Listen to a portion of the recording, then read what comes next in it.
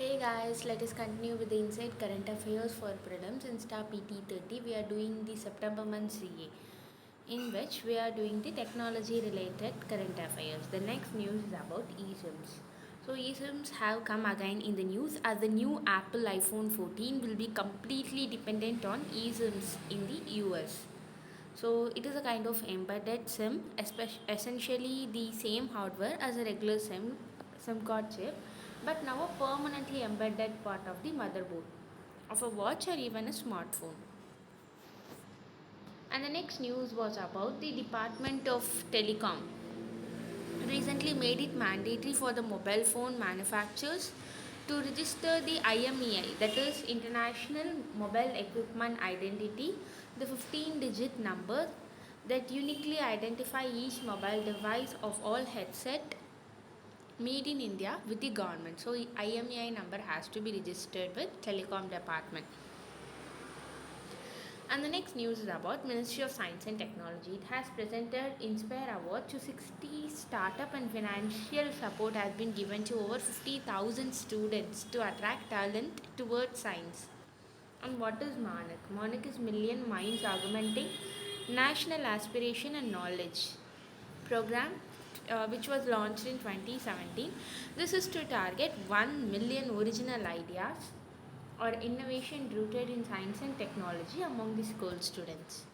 And the next news is about the merge staff software upgrade. So this is an upgrade to cut down energy consumption in the validation of Ethereum. So this is a kind of cryptocurrency blockchain and make it more secure. So this is cut down of energy consumption and making it secure. The merge will cast aside the need for crypto miners and gigantic mining firms who had previously driven the blockchain under a mechanism called pool of work. So instead of this POW, now it has shifted to pool of proof of stake mechanism that assigns validators randomly to approve transaction and earn a small reward.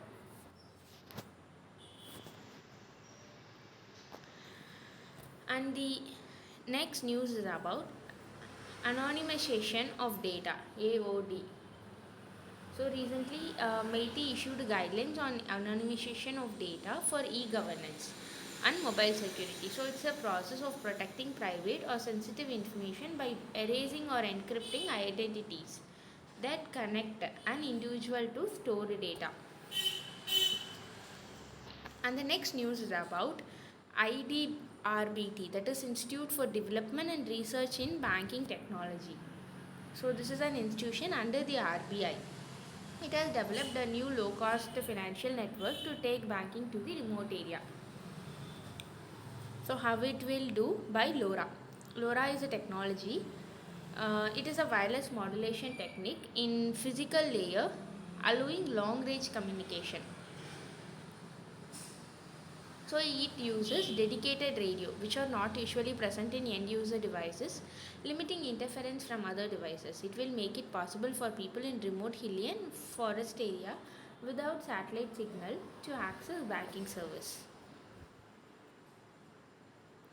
And the next news is about India's aviation safety regulator DGCA. It has written to the telecom department flagging concerns over the likely interference of 5G C-band spectrum with aircraft radio altimeters. A radio altimeter, so this is an instrument that provides direct high above terrain information to various aircraft system.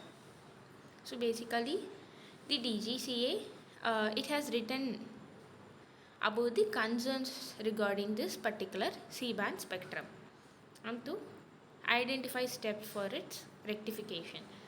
And next one is about the study of coffee ring effect, which was applied to drying of biologically relevant fluids like blood. It can help diagnose anemic and hyperlipidemic condition. So it occurs when a drop of split coffee dries up. So even when we split coffee, it forms a round and the outer layer it becomes darker, little darker than the interior surface, right?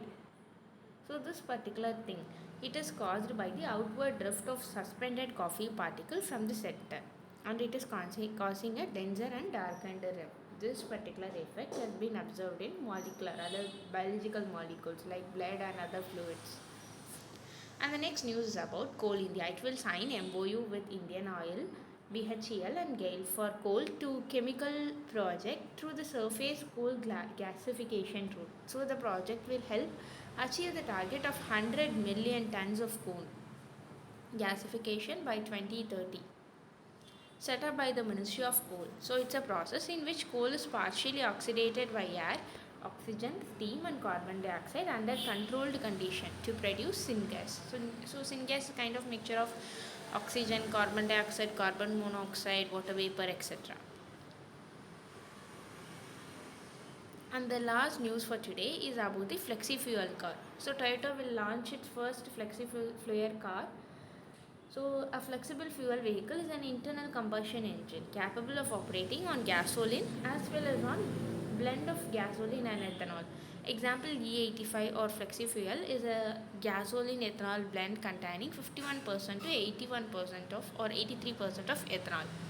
So that's all for today. We are done with the technology part. Next we will begin with the next topic from tomorrow. Thank you.